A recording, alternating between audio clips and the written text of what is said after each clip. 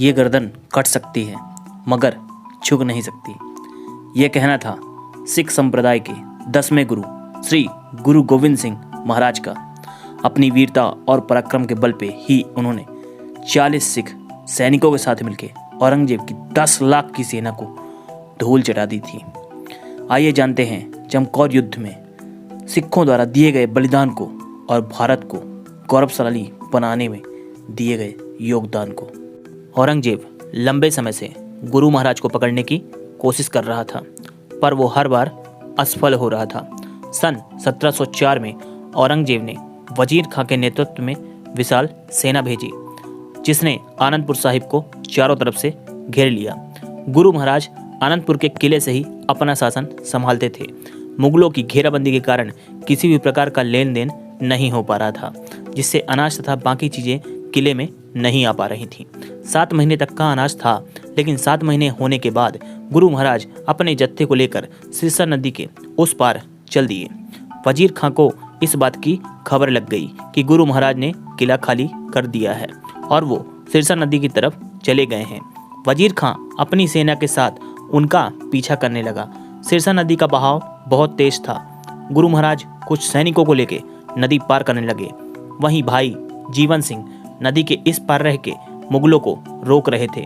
मुगलों से युद्ध करते करते भाई जीवन सिंह वीर गति को प्राप्त हो गए। साथ ही नदी के तेज बहाव के कारण 100 से 150 सिख सैनिक नदी के बहाव में बह गए। नदी के तेज बहाव और बहे हुए सिख सैनिकों का हाल देखने के बाद मुगल सेना ने नदी का बहाव कम होने का इंतजार किया। वहीं गुरु महाराज उस पार पहुंच गए। गुरु महाराज का जत्था अब सिर्फ 43 लोगों का रह गया था, जिसमें गुरु महाराज खुद, उनके 2 साहबजादे तथा 40 सैनिक। गुरु महाराज नदी पार करके चमकौर पहुंचे। थोड़ी दूर पर उन्हें एक हवेली दिखी। हवेली के मालिक ने गुरु महाराज से प्रार्थना की कि वे अपने जत्थे के साथ यहाँ निवास करें। सारे सैनिक भी वहाँ रुकना चाहते थे, क्योंकि ये हवेली ऊंचाई में थी और चारों तरफ समतल मैदान था, जो युद्ध के दौरान बहुत उपयोगी रहता। नदी का बहाव कम होने पर मुगल सेना भी इस पार आ गई। वजीर खां ने गुरु महाराज को चेतावनी दी कि अगर गुरु महाराज आत्मसमर्पण कर दें तो मैं उनके साहिबजादे तथा उनकी सेना को बख्श दूंगा। गुरु महाराज ने भी जवाब दिया कि मैं सिर्फ सच्चे पातशाह के सामने ही बस झुकता हूँ। गुरु महाराज ने वजीर खां को युद्ध की चुनौती दी।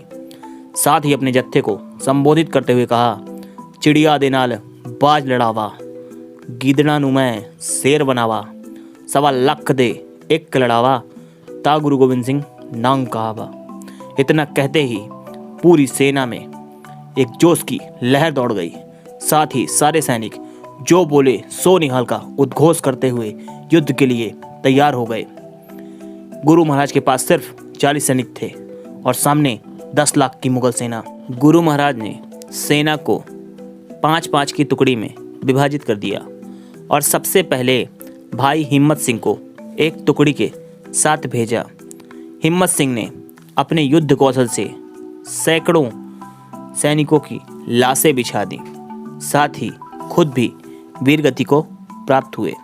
गुरुदेव अपने साहिबजादे तथा बाकी सैनिकों के साथ छत के ऊपर तैनात थे। जो भी मुगल सैनिक हवेली के ऊपर चढ़ने का प्रयास कर रहे थे, उनको मौत के घाट उतार रहे थे। 5-5 की टुकड़ी में सैनिक जा रहे थे और दुश्मन को मौत के घाट उतार रहे थे। कुछ समय बाद गुरु महाराज के साहिबजादे भाई अजीत सिंह ने युद्ध भूमि में जाने की अनुमति मांगी। तभी एक सैनिक ने कहा, गुरु महाराज आप अपने साहिबजादे को पीछे के रास्ते से सुरक्षित भेज दीजिए। गुरु महाराज ने कहा, सिर्फ ये नहीं, तुम सब भी मेरे साहिबजादे हो। भाई अजीत सिंह दुश्मन के ऊपर काल की तरह टूट पड़े। उन्होंने बहुत से सैनिकों का संहार किया तथा वीरगति को प्राप्त हुए। तब वे केवल 18 वर्ष के थे। तभी गुरु महाराज के दूसरे साहिबजादे युद्ध में जाने की अनुमति मांगी। गुरु महाराज ने आशीर्वाद दिया। भाई जुझार सिंह दुश्मनों पर भारी पड़ रहे थे। अपना पराक्रम दिखाते हुए भाई जुझार सिंह भी वीरगति को प्राप्त हुए। तब उनकी उम्र मात्र 14 बरस थी। गुरु महाराज को मिला के अब सिर्फ 8 लोग बचे हुए थे। रात का समय हो चुका था। युद्ध विराम हो गया था। युद्ध विराम होने के बाद भाई दया सिंह ने गुरु महाराज से प्रार्थना की कि वे युद्ध भूमि छोड़ के चले जाएं, क्योंकि अगर गुरु महाराज जीवित रहेंगे तो वे दोबारा अपनी सेना खड़ी करके अपनी प्रजा की रक्षा करेंगे। लेकिन गुरु महाराज ने साफ इनकार कर दिया। तब दया सिंह ने एक युक्ति लगाई और साथी सैनिकों को भी मिला लिया और गुरु महाराज के सामने आकर बोले, अब खालसा पंथ पंच प्यारे परमेश्वर रूप होकर आपको आदेश देते हैं कि आप ये गढ़ी अभी छोड़ दें और कहीं सुरक्षित स्थान में चले जाएं, जहां से आप पंथ का निर्वहन कर सकें। गुरु महाराज ने कहा, मैं पंच परमेश्वर का विरोध नहीं कर सकता, लेकिन मैं जाते समय भी उनको ललकार के जाऊंगा। गुरु महाराज अपने साथ 2 सैनिकों को लेके एवं बचे हुए 5 सैनिकों को तैनात करके निकल पड़े। गुरु महाराज के साथ चल रहे सैनिक ने मुगल सेना को आवाज दी कि पीर हिंद जा रहा है। मुगल सेना ने जैसे ही हमला करना चाहा, गुरु महाराज एवं उनके सैनिक ने बाणों की वर्षा कर दी, जिससे उनकी मसाले गिर के बुझ गईं और अंधेरा होने के कारण मुगल सेना आपस में ही लड़ मर गई। सुबह होने पर मुगल सेना ने देखा कि हमारे हजारों सैनिक की लाशें पड़ी हैं, वहीं सिख सैनिक की सिर्फ 35 लाशें हैं।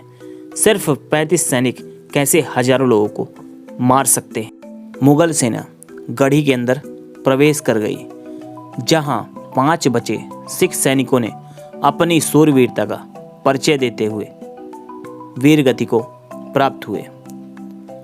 जहां औरंगजेब ने 10 लाख की सेना भेजी, लेकिन वो भी गुरु महाराज को पकड़ नहीं सकी।